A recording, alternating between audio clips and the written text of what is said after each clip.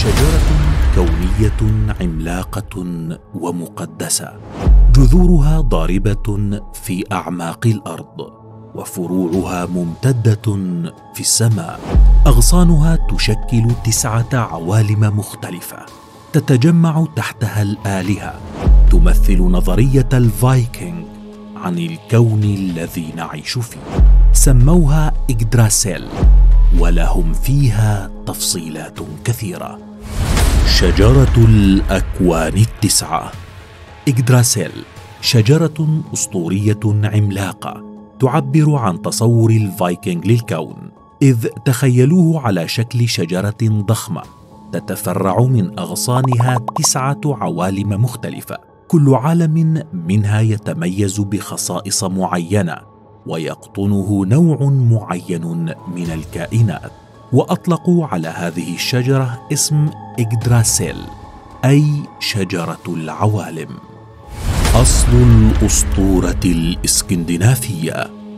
ذكرت شجرة الإغدراسيل في علم الكونيات النورسية في قصائد إيدا الشعرية التي جمعت في القرن ال13 من مصادر تراثية قديمة، وقصائد إيدا النثرية التي كتبت في القرن ال13 بقلم سنوري ستريلسون. وصفت فيها إغدراسيل بأنها شجرة دردار هائلة تشكل مركز الكون، تجتمع فيها الآلهة يومياً لتتناقش في أمورها الخاصة. وبحسب الأسطورة فإن فروع إغدراسيل تمتد بعيداً في السماء، أما جذورها فهي 3 تغوص بعيداً في 3 اتجاهات. الأول هو بئر أوردار برون في السماوات، والثاني إلى ينبوع هيفر جيلمر، أما الثالث فيذهب إلى بئر ميميس برون. كذلك تضم إغدراسيل عدة مخلوقات حية أسطورية، منها التنين نيدوهوغ، ونسر اسمه مجهول، والأيائل داين ودافلين، ودونير ودوراثرور. العوالم ال9. الأساطير الإسكندنافية تعطينا وصفاً تفصيلياً لعوالم شجرة إغدراسيل التي تقع في جذور الشجرة الكونية العملاقة جداً، الضاربة في باطن وأعماق الأرض، وفروعها ممتدة في السماء. لها 4 عوالم داخل الأرض، و3 على الأرض، وعالمين فوق الأرض أي في السماء. لنتعرف معاً على هذه العوالم ال9 بالتفصيل. أسكارد، دار آلهة نورس. أبرز العوالم ال9 وأعلاها اسمه عالم أسكارد أو أسجارد، وبحسب الميثولوجيا الإسكندنافية يقع هذا العالم في السماء فوق عالم البشر، وهو عبارة عن جنة غناء غاية في الجمال والإبداع. أرضها خصبة مباركة غنية بالذهب والمجوهرات، تسمى حديقة الآلهة، ومحاطة بجدار عال من الذهب. كذلك تؤكد الأساطير أن لإسكارد طريق واحدة فقط تؤدي إليها، وهو قوس قزح، يسمونه في أساطيرهم جسر بيفيروست، يربط في اعتقادهم الأرض بالسماء. كما تتحدث الأساطير أن أسكارد كان مقر الآلهة آيسر وأودين وثورو وغيرهم من الآلهة القديمة. تنتشر في هذا العالم القصور والقباب البيضاء، إذ يوجد فيه ما لا يقل عن 540 من القصور البيضاء الشاهقة والمتلألئة، أجملها قصر أودين إله الحرب والسحر، والإله الأكثر شهرة في الأساطير الإسكندنافية. ميدغار، الأرض المحاطة بالثعبان العملاق. ميدغار ثاني العوالم ال9، عالم غريب يقع بالضبط تحت أسكار، غير مرئي، تملأه البحار والمحيطات رغم أنه يقع في السماء. والأغرب من ذلك أن محيطاته الشاسعة يسكنها ثعبان عملاق يسمى يورمونجاند، وهي كلمة جرمانية قديمة تعني الوحش الضخم بحسب الأساطير. ويحيط الثعبان يورمونجاند بكامل عالم ميدغار، لدرجة أن رأسه يصل إلى ذيله، حتى أن بإمكان هذا الثعبان أن يطوق شجرة إغدراسيل بأكملها. كذلك تقول الأسطورة أن عالم ميدكار سيدمر في نهاية الزمان، ويسقط الثعبان العملاق على الأرض ويسمم المياه، مخلفا وراءه دمارا وخرابا هائلا. موسبلهايم، أرض النار واللهب. هذا المكان يعتبر نوعا من أنواع الجحيم، يسمونه أيضا الأرض المحرمة.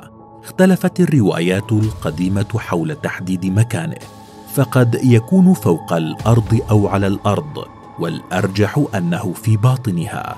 يحكم عالم موسبلهايم إله النار والشر سيرت أو سورتور الأسود، وهو كائن شيطاني لديه جناحان عملاقان يستطيع من خلالهما الطيران إلى السماء.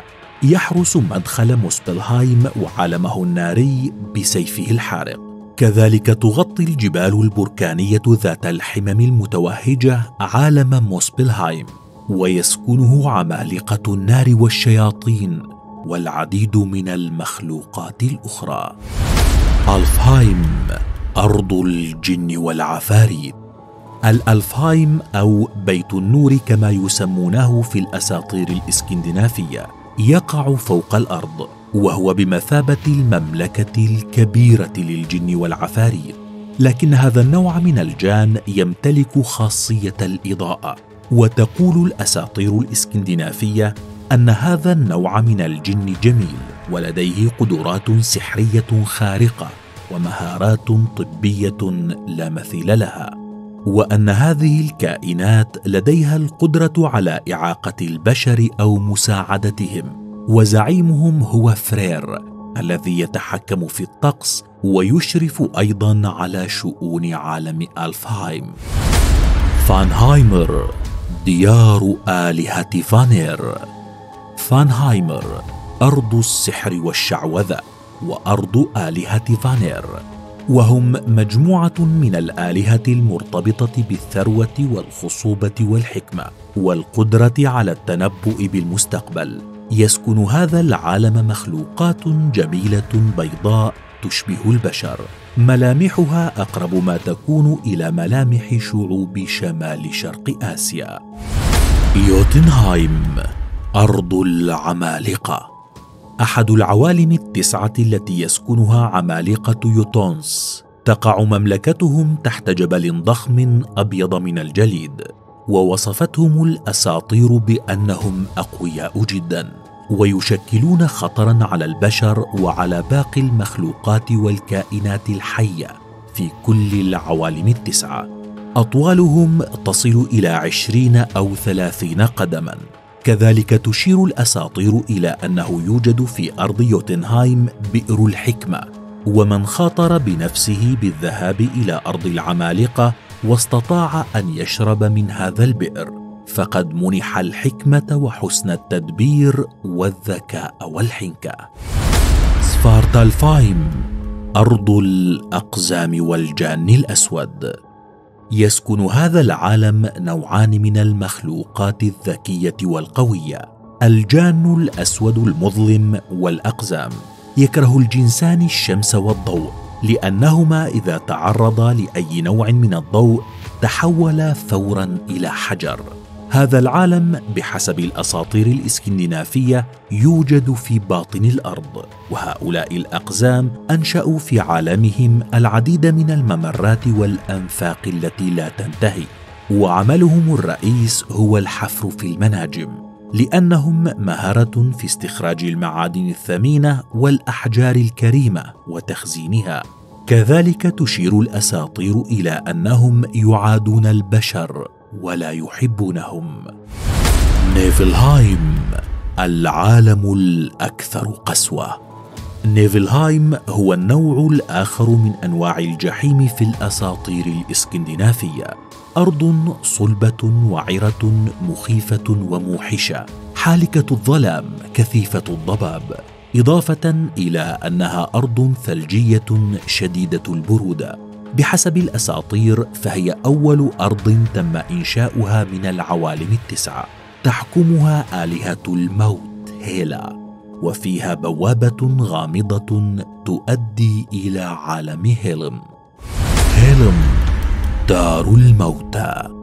في أعماق الأرض الداخلية توجد أرض هيلم أو عالم هيل، وهو عالم بارد خفي تسكنه أرواح الموتى من جميع أنواع المخلوقات التي كانت تعيش على الأرض.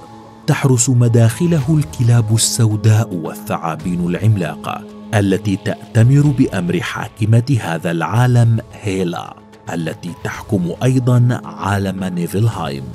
أيضا تحدثت المصادر الإسكندنافية القديمة عن الرحلات المحفوفة بالمخاطر إلى عالم هيل من أجل استعادة روح الميت أو الحصول على المعرفة من عالم الأموات.